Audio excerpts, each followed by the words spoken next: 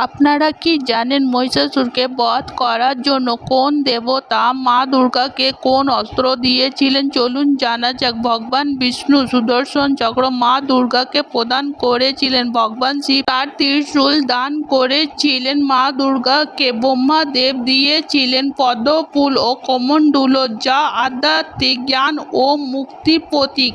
পবন দেব দিয়েছিল তীর ধনুক, যা ইতিবাচক শক্তির প্রতীক। গণেশ দেব তলোয়ার দান করেছিল, যা জ্ঞান ও বুদ্ধির প্রতীক। বরুণ দেব শঙ্খ দান করেছিলেন। ইন্দ্রদেব দিয়েছিলেন বর্ষা ও নাগপাশ। যমরাজ দান করেছিলেন কালদণ্ড, যা সময়ের শৃঙ্খলার প্রতীক। বিশ্বকর্মা দান করেছিলেন ঢাল ও কুঠার। কুবের দান করেছিলেন অক্ষমালা। সূর্যদেব দান করেছিলেন দিব্য আলোক রশ্মি, যা তেজস্বীর প্রতীক।